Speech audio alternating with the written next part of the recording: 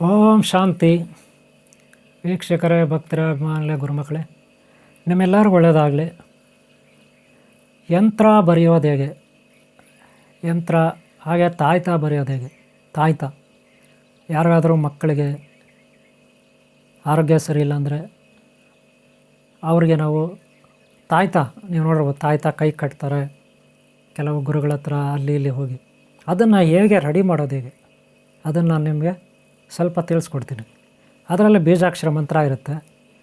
ಬೀಜಾಕ್ಷರ ಮಂತ್ರವನ್ನು ಯಾವ ರೀತಿ ನಾವು ರೆಡಿ ಮಾಡಬೇಕು, ಹಾಗೆ ಬೀಜಾಕ್ಷರ ಮಂತ್ರವನ್ನು ರೆಡಿ ಮಾಡಿ ಅದನ್ನು ನಾವು ಒಂದು ತಾಯ್ತ ಗ್ರಂಥಿಗೆ ಅಂಗಡಿಗಳಲ್ಲಿ ಸಿಗುತ್ತೆ. ನಿಮಗೆ ಗ್ರಂಥಿಗೆ ಅಂಗಡಿಯಲ್ಲಿ ಚಿಕ್ಕ ಸೈಜು, ದೊಡ್ಡ ಸೈಜು, ಅದಕ್ಕಿಂತ ದೊಡ್ಡ ಸೈಜು, ಹೀಗೆ ಬೇರೆ ಬೇರೆ ತಾಯ್ತಗಳು ಸಿಗುತ್ತೆ.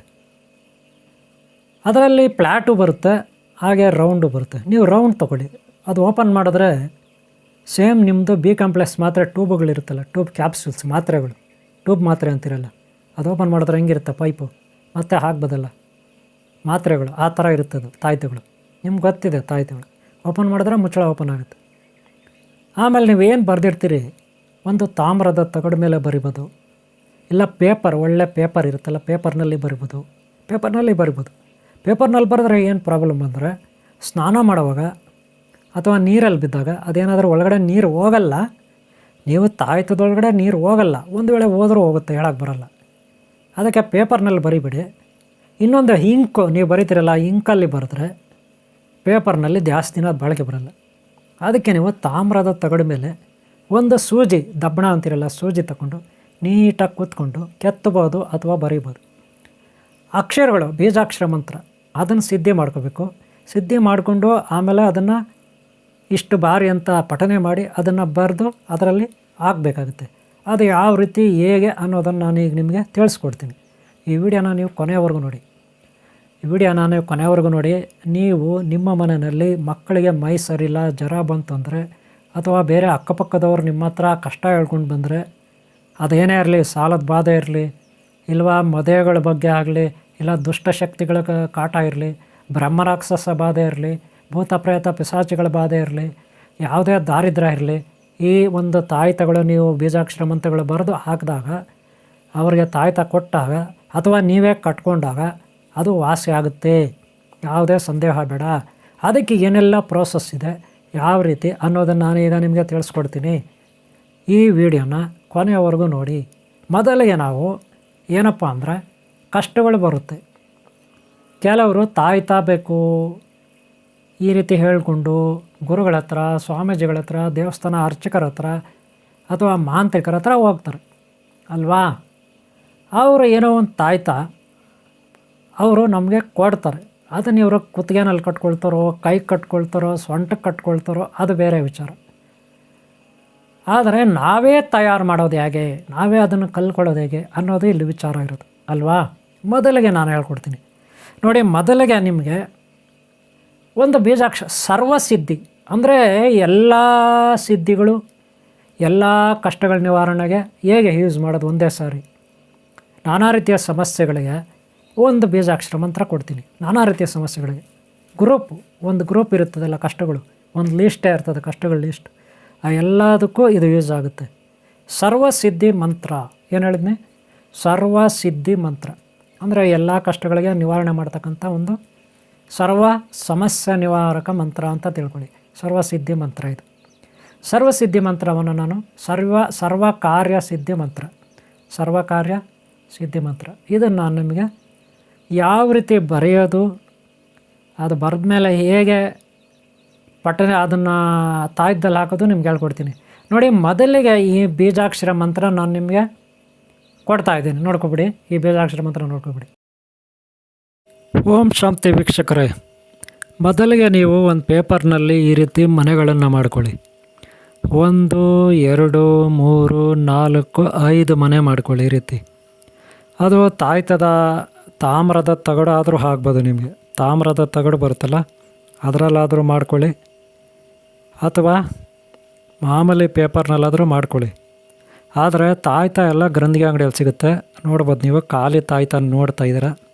ಅದು ಬರೇ ಹಿತ್ತಾಳದಾದರೂ ಸರಿ, ತಾಮ್ರದಾದರೂ ಸರಿ, ಬಂಗಾರದಾದರೂ ಸರಿ, ಆ ರೀತಿ ಒಂದು ತಾಯ್ತ ತೊಗೋಬೇಕು.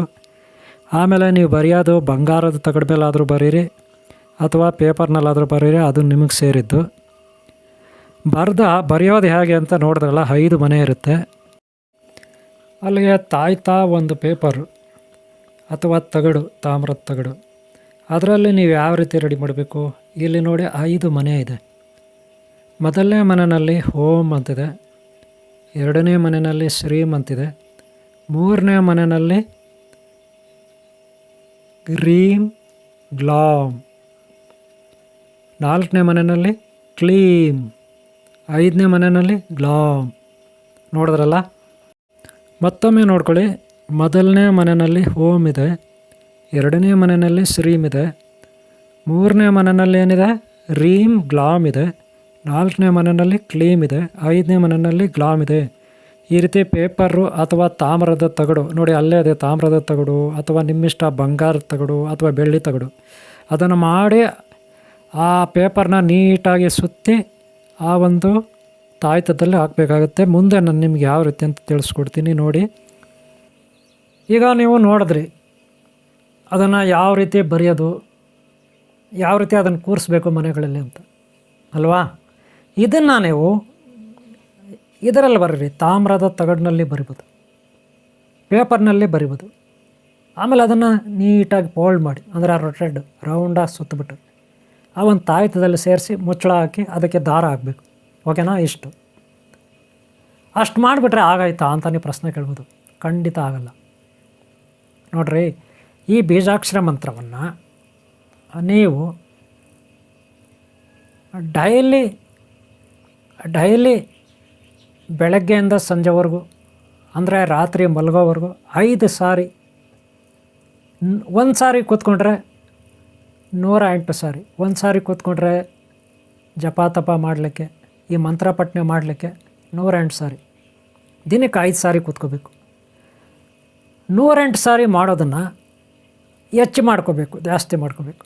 ಅಂದರೆ ಒಂದು ಸಾರಿ ಕೂತ್ಕೊಂಡ್ರೆ 250. ಅದೇ ರೀತಿ ನೀವು 4 ಸಾರಿ ಕೂತ್ಕೊಂಡ್ರೆ 1000 ಆಗುತ್ತೆ. ಒಂದು ದಿನಕ್ಕೆ 4 ಸಾರಿ ಆದರೂ ಕೂತ್ಕೋಬೇಕು, 10 ನಿಮಿಷ. ಅದನ್ನು ಪಠನೆ ಮಾಡಬೇಕು. ಏಕಾಂತವಾದ ಸ್ಥಳ, ಅದು ಹೊರಗಡೆ ತೋಟ ಆಗಿರಲಿ, ಯಾವುದೋ ಹಳೆ ದೇವಸ್ಥಾನ ಆಗಿರಲಿ, ಹಳೆ ಬಂಗ್ಲೆ ಆಗಿರಲಿ, ಯಾವುದೋ ಬೆಟ್ಟ ಗುಡ್ಡ ಆಗಿರಲಿ, ಅಥವಾ ನಿಮ್ಮ ಮನೇಲಿ ಬೆಡ್ರೂಮ್ ಆಗಿರಲಿ ಅಥವಾ ಮನೆ ಮೇಲಾಗಿರಲಿ, ಏಕಾಂತತೆ ಇರಬೇಕು. ಯಾವುದೇ ಡಿಸ್ಟರ್ಬೇಷನ್ ಇರಬಾರ್ದು. ಒಂದು ಸಾರಿ ಕೂತ್ಕೊಂಡ್ರೆ 10 ನಿಮಿಷ ಈ ಒಂದು ಬೀಜಾಕ್ಷರ ಮಂತ್ರವನ್ನು ನೀವು ಹೇಳ್ಕೋಬೇಕು. ಮುಂದುಗಡೆ ನೀವು ಪಾರ್ವತಿ ಪರಮೇಶ್ವರ ಅಥವಾ ಅನಂತ ಪದ್ಮಾವತಿ, ಅನಂತ ಲಕ್ಷ್ಮಿ, ಅನಂತ ಪದ್ಮನಾಭ ಸ್ವಾಮಿ ಅಥವಾ ಶ್ರೀ ಸೀತಾ ರಾಮಾಂಜನೇಯ ಲಕ್ಷ್ಮಣ ಲವಕುಶ ಬಂಧು ಮಿತ್ರ ಗುರು ದೈವ, ಯಾವುದಾದ್ರೂ ನಿಮ್ಮ ಇಷ್ಟ ದೈವ ಫೋಟೋ ಇಟ್ಕೋಬೇಕು ನಿಮ್ಮ ಮುಂದೆ ಅಥವಾ ಮೊಬೈಲಲ್ಲಿ. ಈ ಮಂತ್ರವನ್ನು ಬರೆದಿಟ್ಕೊಳ್ಳಿ. ಯಾಕೆ ಬರೆದಿದ್ದೀನಿ ತೋರಿಸಿದ್ವಲ್ಲ ಆ ರೀತಿ ಅದನ್ನು ನೀವು ಹೇಳ್ಕೋಬೇಕು. ಒಂದು ಕ್ರಮಬದ್ಧವಾಗಿ ನೋಡ್ಕೊಂಡು ಹೇಳ್ಕೊಳ್ಳಿ. ಆಮೇಲೆ ನಿಮಗೆ ನೋಡ್ಕೊಳ್ಳದೆ ಹೇಳಕ್ಕೆ ಬರುತ್ತೆ. ಒಂದು 10 ಸಾರಿ ನೀವು ಹೇಳ್ಕೊಬಿಟ್ರೆ ಆಮೇಲೆ ನಿಮ್ಗೆ ಬರುತ್ತೆ. ಆಮೇಲೆ ನೋಡ್ಕೊಂಡು ಹೇಳ್ಬೇಕಾದ ಅಗತ್ಯ ಇರಲ್ಲ. ಆ ರೀತಿ ನೀವು ಒಂದು ದಿನಕ್ಕೆ 1000 ಸಾರಿ 48 ದಿನ ಮಾಡ್ಕೋಬೇಕು. ಎಷ್ಟು? 48 ದಿನ. ಗ್ರಹಣ ಕಾಲದಲ್ಲಿ, ಗ್ರಹಣಗಳಿರುತ್ತಲ್ಲ ಅಂಥ ಟೈಮಲ್ಲಿ, ಹಬ್ಬಗಳು ಬರುತ್ತೆ, ವಿಶೇಷವಾದ ಹಬ್ಬಗಳು, ಅಂಥ ಟೈಮಲ್ಲಿ 108 ಸಾರಿ ಹೇಳ್ಕೊಂಡ್ರೆ ಸಾಕು ಅಂಥ ಟೈಮಲ್ಲಿ. ಆದರೆ 48 ದಿನ ಕಂಪಲ್ಸರಿ ದಿನನಿತ್ಯ 1000 ಸಾರಿ ಈ ಜಪ ಹೇಳ್ಕೋಬೇಕು. ಇಷ್ಟಾದಮೇಲೆ 48 ದಿನ ಆದಮೇಲೆ ಬರೀ ನೀವು ಯಾರಾದರೂ ಕಷ್ಟ ಅಂತ ಬಂದರೆ ಈ ಮಂತ್ರವನ್ನು 11 ಸಾರಿ ಹೇಳಬೇಕು. 11 ಸಾರಿ ಹೇಳಿಬಿಟ್ಟು ಯಂತ್ರ ಬರೆದಿರ್ತೀರಲ್ಲ ಅದನ್ನು ತಾಯ್ತಾ ಒಳಗೆ ಹಾಕಬೇಕು, ಮುಚ್ಚಳ ಹಾಕಬೇಕು. 11 ಸಾರಿ ಹೇಳಿ ಅವ್ರಿಗೆ ನೀವು ಯಾರು ಕಷ್ಟದಿಂದ ಅಂತ ಹೇಳ್ಕೊಂಡು ಬಂದಿರ್ತಾರೆ ಅವ್ರಿಗೆ ಕೊಡಬೇಕು. ಅವರು ಕೈನಲ್ಲಿ ಕುತ್ತಿಗೆನಲ್ಲಿ ಅವ್ರು ಕಟ್ಕೋಬೇಕು. ನೀವು ಕಟ್ಕೋಬೋದು, ಅವ್ರಿಗೂ ಕೊಡ್ಬೋದು. ಆದರೆ ಅನಂತರ ಅದನ್ನು ಅವರು ಸೂತ್ಕ ಏನಾದರೂ ಯಾರಾದರೂ ತೀರೋಗ್ಬಿಟ್ಟಿದ್ರೆ ಅಥವಾ ಅವ್ರ ಮನೇಲಿ ಏನೋ ಅಂಟು ಮುಂಟು ಸೂತ್ಕ ಇದ್ದರೆ ಅದನ್ನು ಬಿಚ್ಚಿಡಬೇಕು, ದೇವ್ರ ಮನೇಲಿ ಇಡಬೇಕು. ಹಾಗೆ ಎಲ್ಲಾದರೂ ಹೊರಗಡೆ ಏನಾದರೂ ಕೆಲಸದ ನಿಮಿತ್ತ ಹೋದರೆ, ಯಾವುದೋ ಒಂದು ಒಳ್ಳೆಯ ಕೆಲಸ ಆಗಬೇಕು, ಯಾವುದೋ ಒಂದು ಕಾರ್ಯ ಸಾಧನೆ ಆಗಬೇಕು, ಯಾವುದೋ ಒಂದು ಸಂಕಲ್ಪ ಇದೆ ಅದು ಪೂರೈಸ್ಕೋಬೇಕು ಅಂತ ಇದ್ದರೆ ಅದೇನಾದರೂ ಆಗಿರಲಿ, ಇಲ್ಲ ಹೆಣ್ಣನ್ನು ನೋಡೋಕ್ಕೆ ಹೋಗಲಿ ಗಂಡು, ಇಲ್ಲ ಗಂಡನ್ನು ನೋಡೋಕ್ಕೆ ಹೋಗಲಿ ಗಂಡಿನ ಕಡೆಯವರು, ಆಗ ಈ ತಾಯ್ತವನ ಕೈನಲ್ಲಿ ಅಥವಾ ಕುತ್ತಿಗೆ ಕಟ್ಕೊಳ್ಬೇಕು.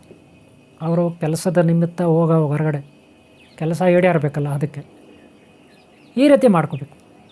ಹಾಗೆ ಏನಾದರೂ ಇಂಟ್ರ್ಯೂಗೆ ಹೋದರೆ ಯಾವುದಾದ್ರೂ ಕೆಲಸದ ನಿಮಿತ್ತ ಇದನ್ನು ಕೈಗೆ ಅಥವಾ ಕುತ್ತಿಗೆಯಲ್ಲಿ ಕಟ್ಕೊಂಡು ಹೋಗಬೇಕು. ಆಮೇಲೆ ಇನ್ನೂ ಯಾವುದೋ ಕೆಲಸದ ಮೇಲೆ ಹೋದರೆ ಇದನ್ನು ಕಟ್ಕೊಂಡು ಹೋಗ್ಬೇಕು. ಏನೇ ಇರಲಿ, ಹೊರಗಡೆ ನಾವು ಯಾವುದೋ ಒಂದು ವ್ಯಾಪಾರ, ಯಾವುದೋ ಒಂದು ಕೆಲಸ, ಯಾವುದೋ ಒಂದು ಕಾರ್ಯಕ್ಕೆ ಹೋದಾಗ ಈ ತಾಯ್ತ ಕಟ್ಕೊಂಡು ಹೋಗ್ಬೇಕು. ಗೊತ್ತಾಯ್ತಲ್ಲ. ಆಮೇಲೆ ಮನೆಗೆ ಬಂದಮೇಲೆ ಅದನ್ನು ಬಿಚ್ಚಿ ದೇವ್ರ ಮನೇಲಿ ಇಡಬೇಕು. ನೆನ್ಪಿಟ್ಕೊಳ್ಳಿ, ಪ್ರತಿದಿನ 108 ಸಾರಿ ಹೇಳ್ಕೊತಾ ಇರ್ಬೇಕು. ಬರೀ 108 ಸಾರಿ ಒನ್ ಟೈಮ್ ಹೇಳ್ಕೊಂಡ್ರೆ ಸಾಕು. ಆಮೇಲೆ ಫಸ್ಟು 48 ದಿನ ಅದು ಆಗೋಯ್ತು, ಆಮೇಲೆ ಅದು ಸಿದ್ಧಿ ಆಗಿರುತ್ತೆ.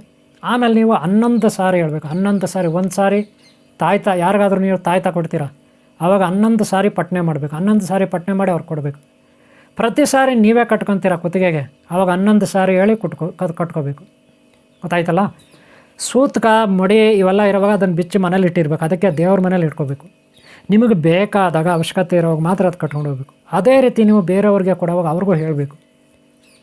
ಗೊತ್ತಾಯ್ತಲ್ಲ. ಅವರು ಎಲ್ಲಾದರೂ ಹೋಗೋವಾಗ, ಯಾವುದಾದ್ರೂ ಕೆಲಸಗಾರಿಗೆ ಹೋಗುವಾಗ ಅವಾಗ ಕಟ್ಕೊಂಡು ಹೋಗ್ಬೇಕು. ಬೇರೆ ಟೈಮಲ್ಲಿ ಅದನ್ನು ದೇವ್ರ ಮನೇಲಿ ಇಡಬೇಕು. ಈಗ ಅರ್ಥ ಆಯ್ತಾ. ಯಾವುದೇ ಕಾರಣಕ್ಕೂ ಅದು ಅದಕ್ಕೆ ಅದು ಸೂತ್ಕ ಬೀಳಬಾರ್ದು, ಅದು ಭಂಗ ಆಗಬಾರ್ದು. ಆ ರೀತಿ ನೀವು ನೋಡ್ಕೋಬೇಕು. ಗೊತ್ತಾಯ್ತಲ್ಲ. ಈ ರೀತಿ ಮಾಡಿದಾಗ ಅದಕ್ಕೆ ಶಕ್ತಿ ಇರುತ್ತೆ. ದೇವ್ರ ಮನೇಲಿ ಇಟ್ಟಿರ್ತೀರಲ್ಲ ಅದಕ್ಕೆ. ಗೊತ್ತಾಯ್ತಲ್ಲ. ಈ ರೀತಿ ಆ ತಾಯ್ತವನ್ನ ಈ ಸರ್ವಸ್ ಕಾರ್ಯಸಿದ್ಧಿ ಈ ತಾಯ್ತ. ಹಾಗೆ ಬೀಜಾಕ್ಷರ ಮಂತ್ರವನ್ನು ಹೇಗೆ ಪಡ್ಕೊಳ್ಳೋದು ಇವಾಗ ಹೇಳ್ತೀನಿ. ಇದು ಬರೆಯೋದು ಬಂದು ತಾಮ್ರದ ತಗಡು ಅಥವಾ ಪೇಪರ್ನಲ್ಲಿ ಬರಿಬೋದು. ಪೇಪರ್ನಲ್ಲಿ ಬೇಗನೆ ಆಯುಸ್ ಮುಗಿಯುತ್ತೆ. ತಾಮ್ರದ ತಗಡಲ್ಲಿ ಬರೆದ್ರೆ ಒಳ್ಳೆಯದು. ಓಕೆನಾ. ಇದು ಗ್ರಂಥಿಗೆ ಅಂಗಡಿಯಲ್ಲಿ ಸಿಗುತ್ತೆ ಐಟಮ್ಸು. ತಾಯ್ತ, ಆ ಯಂತ್ರಗಳು, ಖಾಲಿ ಯಂತ್ರಗಳು ಸಿಗುತ್ತೆ. ಪೇಪರ್, ತಾಮ್ರದ ತಗಡು ಸಿಗುತ್ತೆ. ಅದರಲ್ಲಿ ನೀವು ಬರಿಬೋದು. ಬರೀಲಿಕ್ಕೆ ಸೂಜಿ, ದಬಣ ಅಂತೀವಲ್ಲ, ಒಂದು ಮೊಳೆ ಥರ, ಇಷ್ಟು ಮಾಡ್ಕೊಳ್ಳಿ. ಆದರೆ ಒಂದು ವೇಳೆ ನೀವೇ ಈ ಬೀಜಾಕ್ಷರ ಮಂತ್ರನ ಪಠನೆ ಮಾಡ್ಬೋದು, ಸಾಧನೆ ಮಾಡ್ಬೋದು. ಇಲ್ಲ ನಾವು ಗುರುಗಳ ಹತ್ರ ದೀಕ್ಷೆ ತೊಗೊಳ್ತೀವಿ, ಅದನ್ನು ಇಲ್ಲ ಉಪದೇಶ ತೊಗೊಳ್ತೀವಿ ಅಂದರೆ ನಾವು ಆನ್ಲೈನ್ ಅಂದರೆ ಫೋನ್ನಲ್ಲಿ, ಇವಾಗ ಹೆಂಗಿದೆ ಫೋನ್ನಲ್ಲಿ ಭಾನುವಾರ, ಮಂಗಳವಾರ, ಶನಿವಾರ ಬೀಜಾಕ್ಷರ ಮಂತ್ರವನ್ನು ನಾನು ಕೊಡಬೇಕಾದ್ರೆ ನಾವು ಕೂಡ ಕೊಡ್ತೀನಿ. ನೀವು ತೊಗೋಬೋದು. ಕಾಲ್ ಮಾಡಿ, ನಂಬರ್ ಕೊಟ್ಟಿರ್ತೀನಿ, ಕಾಲ್ ಮಾಡಿ ದೀಕ್ಷೆ ತಗೊಳ್ಳಿ, ಮಂತ್ರೋಪದೇಶ ತಗೊಳ್ಳಿ. ಗೊತ್ತಾಯ್ತಲ್ಲ. ನೀವು ಸಾಧನೆ ಮಾಡಿ. ಇದು ಸರ್ವಕಾರ್ಯ ಸಿದ್ಧಿ ಮಂತ್ರ. ಓಕೆನಾ. ಇಷ್ಟು ಹೇಳ್ತಾ ಈ ವಿಡಿಯೋನ ಮುಗಿಸ್ತಾ ಇದ್ದೀನಿ. ನಿಮ್ಗೆ ಒಳ್ಳೆಯದಾಗಲಿ. ಹಾಗೆ ಹಿಂದಿನ ವಿಡಿಯೋಗಳು ನೋಡಿ, ಹಾಗೆ ಮುಂದಿನ ವಿಡಿಯೋಗಳು ನೋಡಿ. ಸಬ್ಸ್ಕ್ರೈಬ್ ಆಗಿಲ್ಲ ಅಂದ್ರೆ ಹಾಕ್ಕೊಳ್ಳಿ. ಹಾಗೆ ಅಲ್ಲಿ ಸಪ್ತಚಕ್ರಗಳ ಕುಂಡಲಿನಿ ಸಾಧನೆ ಇರುತ್ತೆ, ಜ್ಯೋತಿಷ್ಯ ಶಾಸ್ತ್ರ ಇರುತ್ತೆ, ಪ್ರಶ್ನೆಶಾಸ್ತ್ರ ಇರುತ್ತೆ, ತಾಂಡೂಲ ಶಾಸ್ತ್ರ ಇರುತ್ತೆ. ಆನ್ಲೈನ್ ಕ್ಲಾಸಸ್ ಇಲ್ಲಿ ನಡೆಯುತ್ತೆ. ಗುರುಗಳಿರ್ತಾರೆ, ಪಾಠ ಮಾಡ್ತಾರೆ. ಇಲ್ಲಿ ಗುರುಗಳಿದ್ದಾರೆ, ಪಾಠ ಮಾಡ್ತಾರೆ. ನೀವು ಸೇರಿಕೊಡಿ. ನಿಮಗೆ ಒಳ್ಳೆಯದಾಗಲಿ, ಕಲೀರಿ. ನಿಮ್ಮೆಲ್ಲರಿಗೂ ಒಳ್ಳೆಯದಾಗಲಿ. ಇಷ್ಟ ಆದರೆ ಒಂದು ಲೈಕ್ ಮಾಡಿ. ಈ ವಿಡಿಯೋ ನಿಮ್ಮ ಪ್ರೋತ್ಸಾಹ ಇದ್ದರೆ ಮತ್ತೆ ವಿಡಿಯೋ ಮಾಡಿ. ನೆಕ್ಸ್ಟ್ ಮುಂದಿನ ಭಾಗದಲ್ಲಿ ಇನ್ನೊಂದು ಬೀಜಾಕ್ಷರ ಮಂತ್ರ, ಇನ್ನೊಂದು ತಾಯ್ತದ ಬಗ್ಗೆ ಹೇಳ್ಕೊಡ್ತೀನಿ. ಇದೇ ರೀತಿ ಆಗಾಗ ನಾನು ನಿಮಗೆ ಒಂದೊಂದು ಮಂತ್ರಗಳ ಬಗ್ಗೆ, ತಾಯ್ತದ ಬಗ್ಗೆ ಹೇಗೆ ಮಾಡೋದು ಅಂತ, ಬೀಜಾಕ್ಷರ ಮಂತ್ರಗಳು ಬರೆಯೋದು ಹೇಗೆ ಹೇಳ್ಕೊಡ್ತೀನಿ. ಓಕೆನಾ. ನೆಕ್ಸ್ಟ್ ಭಾಗ ನೋಡಿ. ಈ ಭಾಗ ಇಲ್ಲಿ ಮುಗಿಸ್ತಾ ಇದ್ದೀನಿ. ಮುಂದಿನ ಭಾಗ ನೋಡಿ. ಒಳ್ಳೆಯದಾಗಲಿ ನಿಮಗೆ. ಓಂ ಶಾಂತಿ, ಓಂ ಶಾಂತಿ, ಓಂ ಶಾಂತಿ.